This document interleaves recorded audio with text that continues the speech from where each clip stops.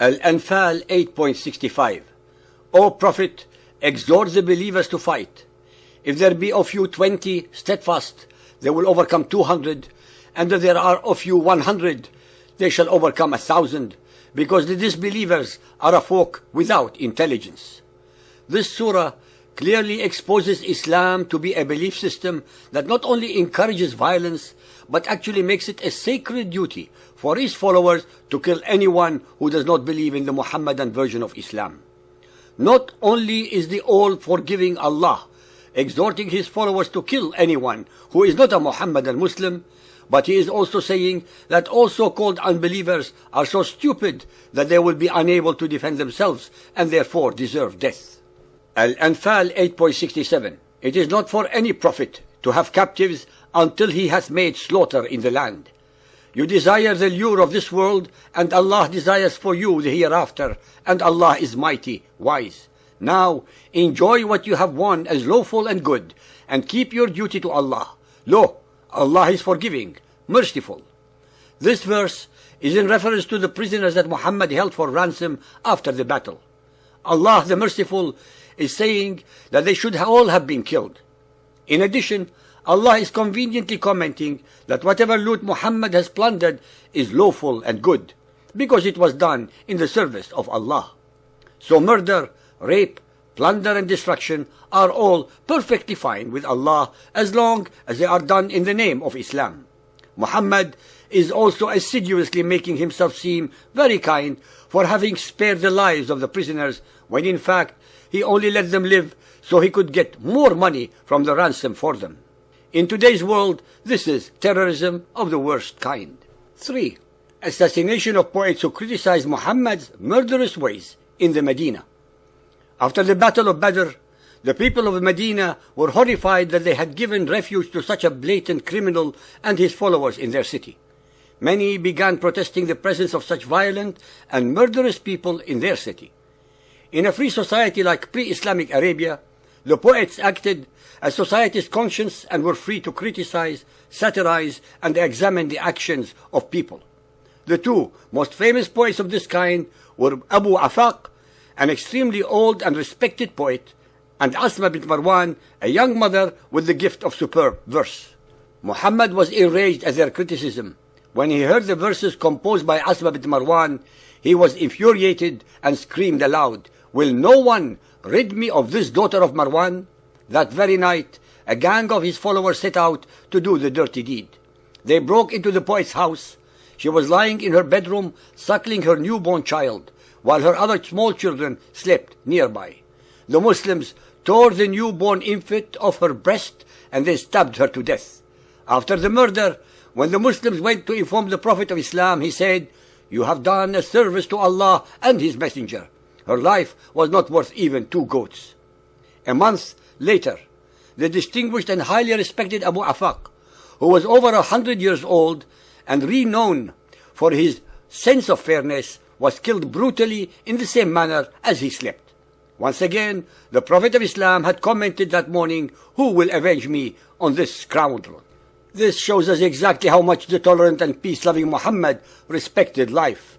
His followers claim that Muhammad was extremely gentle and loved children. Indeed, the horrifying way he had Asma bint Marwan's 5 infants slaughtered certainly attests to this loving side of Muhammad. All the Jews were becoming increasingly dissatisfied and angered at the deeds of the Muslims. The Jewish tribes were peace-loving, hard-working tradespeople whose purpose in life was to earn a decent living through honest means and hard effort. They were perfectly content with the religion of their forefathers and had never anticipated that the man to whom they had given shelter so graciously would turn into the power-crazed monster who was now turning around to attack them. Muhammad was in the position to carry out his hidden ambitions, which became clear soon enough. With the utmost disregard for all human morality, ethics, or respect for a human life, the Prophet of Islam systematically targeted and slaughtered the very Jews of Medina who had helped him when everyone else in Arabia was kicking him like a mad dog. He was motivated by these primary reasons: his fanatic greed for all the wealth that had been created by blood, sweat, and toil of the Jews, Our listeners should be made aware that for most of his adult life, Muhammad was not employable and unemployed, and hence coveted the wealth and produce of others. The Jews were the biggest obstacle in his plan to subject all of Medina, so they had to be removed by any means possible. His fear of all other religions. Muhammad was a pathological narcissist, a delusional megalomaniac, meaning he believed that he was the supreme ruler of the world. Anything that threatened this sick fantasy of his had to be exterminated. Since the religion of the Jews rejected his pathetic claims to divine rule, they were the targeted victims in Medina, just as the polytheist Arabs had been his victims in Mecca. The incidents narrated below demonstrate the horrific depth of Muhammad's atrocities.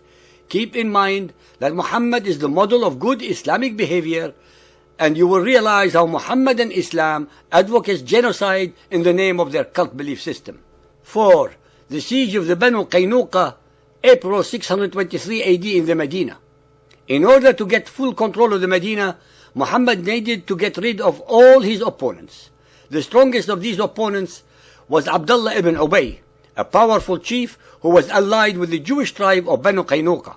This tribe was also the weakest because they were made up of craftsmen, in particular goldsmiths. By attacking them, Muhammad knew he could plunder a huge amount of wealth and weaken Ibn Ubay. Muhammad needed an excuse to attack them, so he made a girl married to one of his followers pretend that she had been teased by the Jews. The Muslims blockaded the fort of the Banu Qaynuqa for 15 days until the starving Jews surrendered.